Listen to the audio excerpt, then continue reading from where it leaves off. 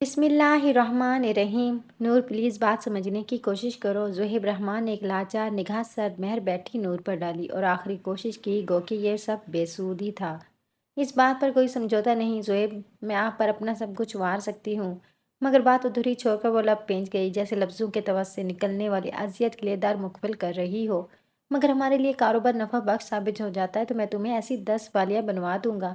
زہیب نے اپنی سی کوشش کی۔ کیا ان بالیوں میں میرے باپ کی محنت کے پیسے شامل ہوں گے؟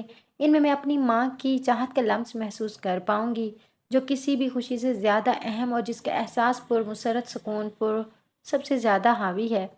آنکھوں میں آنسو بھر کر اس نے گویا شکوہ کیا۔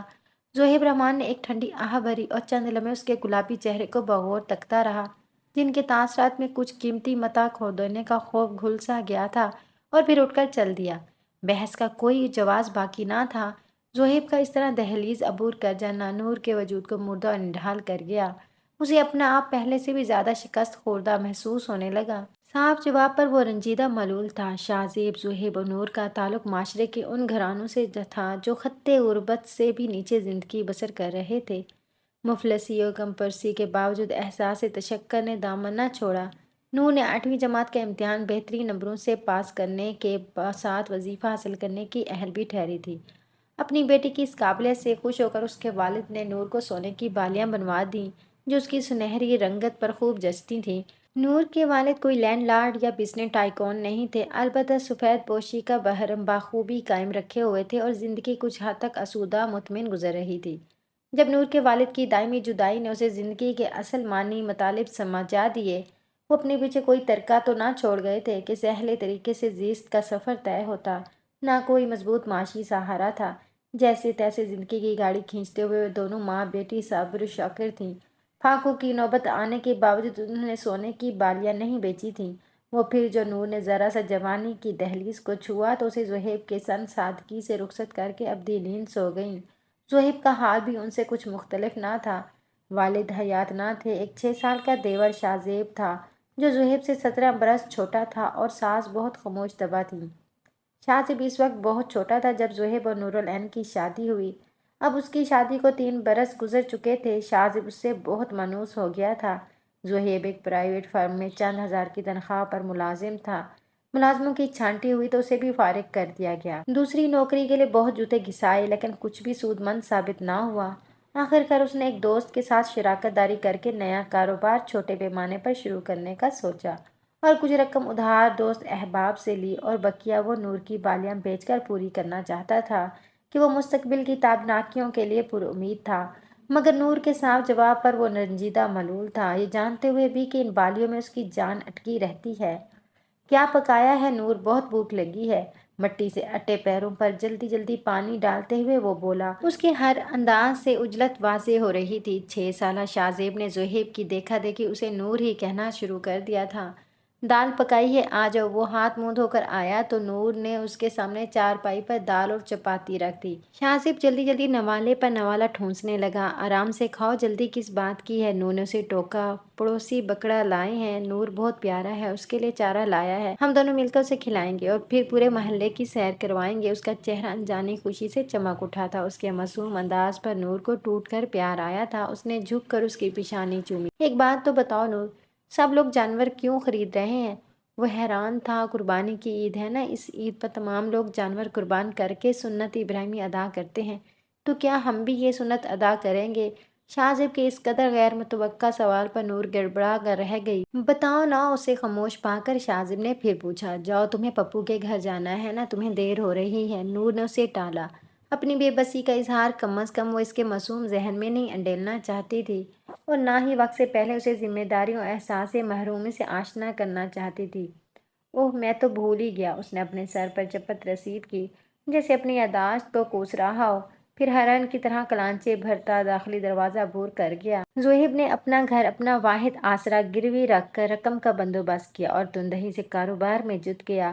ابتدائی مراحل تھے، محنت کی سخت ضرورت تھی اور وہ اس میں مصروف تھا۔ بہرحال نور کے فیصلے نے اسے زبردست دھچکا دیا تھا۔ وہ ابھی تک بے یقین سا تھا۔ اتنے دن گزر جانے کے باوجود اس کی ناراضگی بدستور قائم تھی۔ کھانا لاؤں؟ شاہ زیب کو بہلا کر اس کے پاس آئی جو بہت سرد مہر اور بیزار سا لگ رہا تھا۔ نہیں، مجھے بھوک نہیں ہے۔ اس نے خدرا سا جواب دیا اور چادر تان کر لیٹ گیا، جس کا مطلب تھا وہ مزید بحث کا ارادہ نہیں رکھتا۔ زہیب، آپ مجھے کس بات کی سزا دے رہے ہیں؟ اس کی مسلسل بے رخی نے اسے اندر سے توڑ ڈالا تھا۔ آنسو بھل بھل بہنے لگے۔ اس کے دامن میں محبت کے علاوہ تھا ہی کیا؟ مجھ سے بات کرنے ورنہ کیا کرو گی تم؟ وہ اٹھ بیٹھا۔ جواباً وہ بیڈ کے کنارے بیٹھ کر سسکنے لگی۔ کہتی ہیں میاں بیوی ایک دوسرے کا سایہ ہوتے ہیں، مگر تم نے اس بات کو غلط ثابت کر دیا۔ تمہیں مجھ سے زیادہ وہ بالیاں عزیز ہیں۔ اس نے تعصب سے نظریں پھیری۔ میں بے بس ہوں، میں آپ کا ساتھ دینا چاہتی ہوں، پر کیا کروں؟ ان میں مجھے اپنے والدین کا عکس نظر آتا ہے۔ انہیں سنبھال کر مجھے لگتا ہے میں ان کے ساتھ ہوں۔ ان کی بالیوں کی موجودگی میں عجیب سی سرساری محسوس ہوتی ہے۔ بھاری گلے کے ساتھ وہ ٹھہر ٹھہر کر بول رہی تھی۔ زہیب نے نور کے گلابی اور ستے ہوئے چہرے کو بغور دیکھا۔ اس کی بے رخی کے بڑے جان گسل تاثرات وہاں پر رقم تھے۔ وہ اسے ضرورت سے زیادہ سزا دے چکا تھا، لہٰذا کچھ بھی کہے بغیر روتی بسورتی نور کو خود میں سمو لیا۔ اب کہاں سے لاؤں پیسے؟ بال بال قرض میں ڈوبا ہے۔ کاروبار ابھی شروع کیا ہے، فی الحال منافع کے تو کوئی چانسز نہیں، اوپر سے شاہ زیب کی یہ نئی ضد۔ زہیب سر پکڑ کر بیٹھ گیا اور چارپائی پر بے سود پڑے شاہ زیب کے سر پر ٹھنڈے پانی کی پٹیاں رکھ رہی تھی، جو بخار کی شدت سے تپ رہا تھا۔ کیا ہم قربانی نہیں کریں گے؟ ذرا سا ہوش ہے تو اس نے بڑی آس سے پوچھا، اور پھر غنودگی میں چلا گیا۔ زہیب سے برداشت نہیں ہوا تو وہ اٹھ کر باہر نکل گیا۔ نور نے بے ساختہ اسے خود میں پینچ لیا۔ عید الاضحیٰ میں 2 دن باقی تھے۔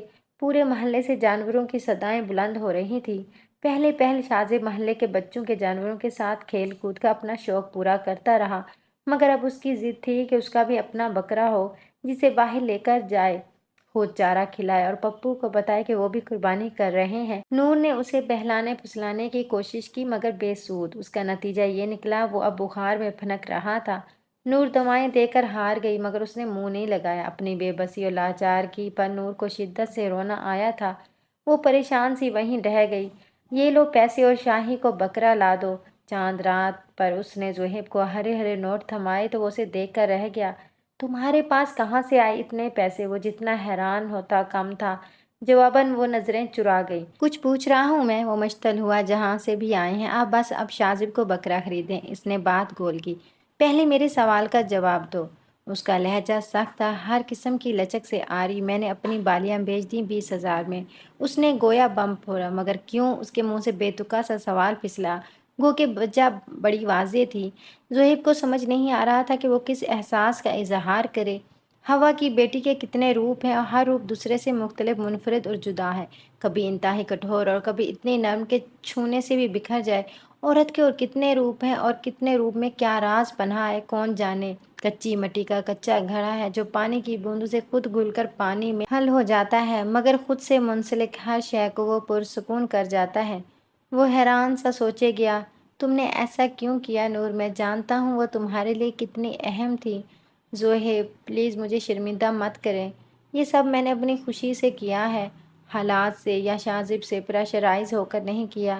بے جان بالیاں مجھے ایک انسان کی خوشی سے بڑھ کر نہیں ہو سکتی۔ مردہ لوگوں کے لمس سے زیادہ مجھے زندہ لوگوں کا احساس اور ساتھ عزیز ہے۔ زہیب والدین کی تلاش چیزوں میں نہیں بلکہ روحوں اور دلوں میں ان کا ٹھکانہ ہے جو زندگی، دھڑکن اور سانسوں سے مشروط ہیں۔ اس نے آسودگی سے کہا اور جلدی سے باہر نکل گئی۔ نور تم نے اپنا وعدہ پورا کیا ہے، تم بہت اچھی ہو۔ بکرے کی رسی تھامے وہ پورے صحن میں گھومتا اور چلاتا پھر رہا تھا۔ میں پپو کو دکھاتا ہوں کہ میرا بھی بکرا آ گیا ہے، پھر ہم دونوں اپنے اپنے بکرے کو سیر کروانے لے جائیں گے۔ اس کے چہرے پر فرشتوں کی معصومیت چھائی تھی۔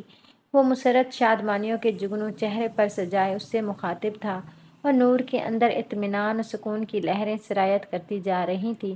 شاہ زیب کے چہرے پر پھیلتی خوشی کی کرنیں دنیا کی کسی بھی دولت سے زیادہ قیمتی تھیں۔